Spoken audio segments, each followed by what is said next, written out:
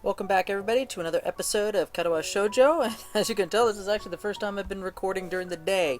Most of my recordings have been usually at night after the boys have gone to bed and the wife's either busy or gone to bed herself. So this is actually a rare occurrence. So we're going to load up from last time. Where was I at?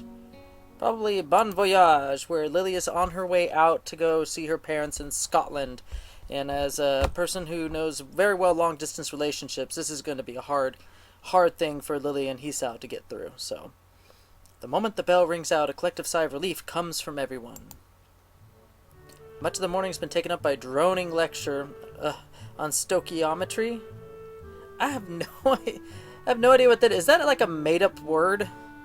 A topic entirely unbefitting of the insufferable heat permeating the classroom.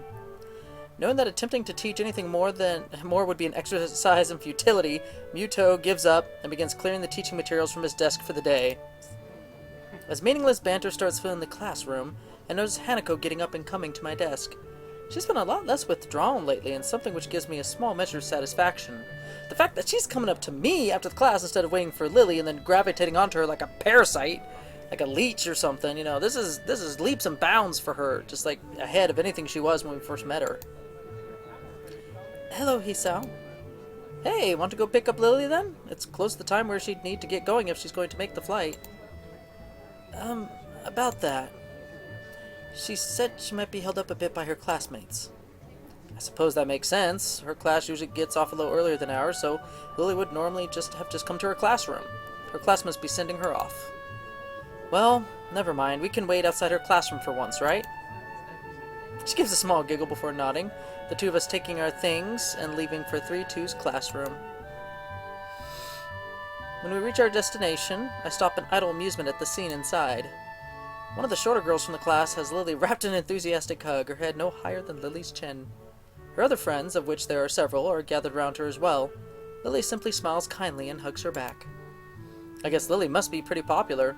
Compared to Shizun's harsh but fair dictatorship of 3-3, Lily seems more like a mother figure for 3-2, to say nothing of her heightened looks. Kenji's pointed, cool demeanor as he packs up his things at his seat in the back of the corner of the classroom is expected. He's no doubt far from a fan of the fuss being made about Lily's leaving. Looking beside me and seeing Hanako following my gaze, I decide to finally enter the room. Afternoon, Lily, it's just me and Hanako. Hanako withers noticeably when exposed to the den being made around Lily. Try as she might, I doubt she'll ever completely get over her social anxiety. Hello. Lily manages to work out our position reasonably well, her classmate detaching herself without a second word. A look of slight exasperation is written on Lily's face, though I can't say I blame her. Hello, Hisao, Hanako. Do we have much time before the flight leaves? I have a quick glance at my watch. Taking the trip to the airport into account, there's a good 10, maybe 15 minutes left while still allowing for contingencies. Yeah, we still have a few minutes to kill. I wouldn't worry about missing it yet. Ah, is this Hanako? Uh-oh, I think we've just inadvertently been entangled in Lily's social web. The girl is probably part of the legally blind faction of the class, like Kenji, given her almost window-pane-like spectacles. Her short, roughly cut hair gives her the look that fits her excitable expression. Hello, She takes Hanako's hand and pulls it up and down enthusiastically. I really don't get how girls can be so social to someone they only know as a friend of a friend. While Hanako exchanges nervous greetings, oh gosh, he's touching me! I look around the room for my short and overdressed next-door neighbor. Why would you do that? Just leave him alone. Let him exit the room without anybody noticing and none the wiser. Oh good, try as I might, he seems to have slipped out of the classroom without anyone noticing. Yes, that's exactly what should happen.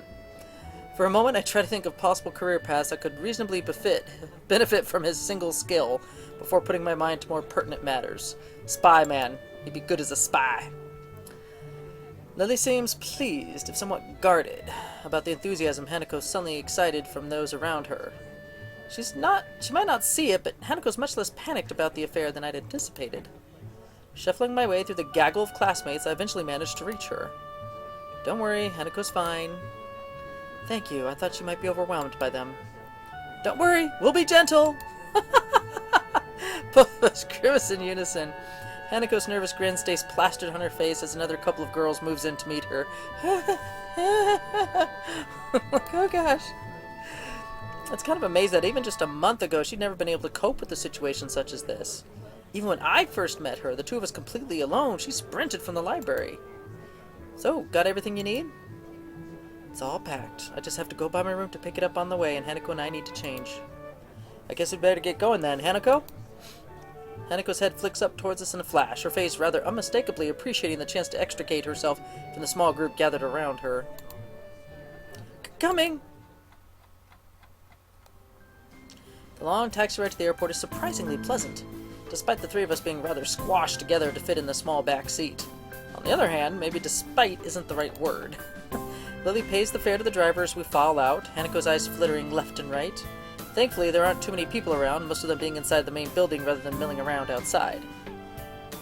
It isn't hard to spot Akira and Hitakai leaning against a fence while talking to pass the time. A large black travel bag, complete with wheels and travel handle, leans against the fence alongside them. Hitakai is the first to notice us, pointing us out to Akira, who gives an over-enthusiastic wave. Hey! I grab Lily's travel bag for her as we get to meet the two, earning a nod of appreciation. I've got all my stuff here. You got yours? Plane ticket as well? Don't worry. I have everything, you. Yep, all ready to go. Not without some problems along the way, I might add.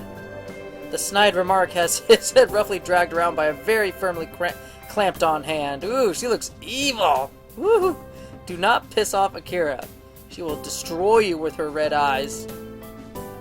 Ha ha ha, yeah, I kinda sorta forgot it was in my trousers pocket. Trousers that I put in the wash. Oh no.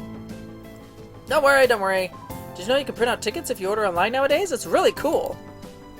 Hitakai's pain expression says that this wasn't a solution found quickly. It could have been worse, I guess. Disaster averted. We better start off then. Check-in should be ready by now. Yep, you're right. There's a certain amount of wistfulness in both their voices. To say nothing of the people left behind. Meeting their family again after all these years would be big for them. Lily, oh wow, that is the first time I've seen Hanako outside of her school uniform or a nightgown. I like the hat. Suits her pretty well. Hanako wraps Lily in a gentle hug to say goodbye, one which is warmly reciprocated. Lily and I share a brief hug afterward, each of us saying our goodbyes. Beside us, Akira and Hitakai break off from a small hug and a word or two between them. It would probably look quite nice if not for the almost comical height difference between the two. Lily takes a hold of her sister's arm once all that needs to be said and farewells is said, the two walking past the huge glass doors. Goodbye, Hisao, Hanako. See ya! Don't do anything stupid, shorty! We wave at them until they disappear from sight in the throng of people moving about inside. And then, we're alone. Well, that's that. I turn to see Hitakai already beginning to walk off. See ya! Where's he? How's he gonna get home? Is he like a kid? Does he do they drive this early in Japan? I don't even know. How is he gonna get home? Does he have enough money for a cab fare? Taxi? He throws a hand into the air in a manner I'd expect of Akira. In the end, it's just Hanako and me left standing outside. I rest my hand on her shoulder. She absent-mindedly gazes toward the front doors of the building, as if she might catch a glimpse of either of the two before they disappear. Don't worry, the time will pass fast. She hesitates for a moment, but eventually nods. With the scorching heat of the summer sun beaming down on us, we make our way to the nearby bus stop. It's strange, really. Just when I've begun to see Lily differently, she leaves on what almost feels like a pilgrimage to the past. In a way, though, that's just what I've been doing since coming to Yamako. See, it's pretty much what I gathered from the last episode. It's now spelling it out for me why this act is labeled past. As much as I may reflect on everything that's happened to me, I really am hardly unique. Everyone has their own circumstances and separate paths to get where they are now. Yet I still can't really work out how I should proceed. My life may have practically been reset, and I still can't find anything that satisfactorily fills the hole I still feel in myself. Maybe Lily's leaving will be a good thing for me. Without her to lean on, I'll need to do more for myself. I'll have to be there for Hanako as well. It feels strange to have so much changing so quickly after my months in that hospital that seemed to exist so separately from reality, but that's all the more reason for me to keep focused. I can't let opportunity slip out of my fingers and attempt to rebuild my life.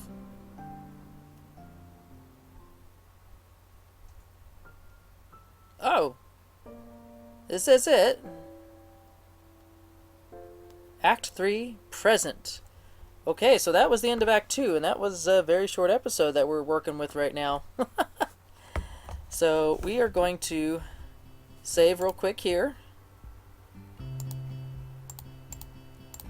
Okay, so yeah, that was the end of Act 2, past. So everybody is dealing with their past. Everybody is trying to reconcile who they were, or, you know, things from the past that are coming back to haunt them now. In the case of Lilly, her parents are now bringing them back after how many years that they haven't seen each other for the death of either one of their aunts or their cousins or something. I think it's one of their aunts. But she has to deal with that before she can move on to possibly decide to have a new future, a new present in Yamaku, and more specifically, possibly with Hisao here. So we'll see what happens in present, and if the relationship progresses further, or if we return during the long absence. I don't know how Act 3 is going to play out, where if it's going to be us starting it off with Lilly still on her vacation, or she just gets back. So I don't know where Act 3 is ultimately going to start. So I'm excited to see how this is going to progress. So see y'all in the next video and Act 3.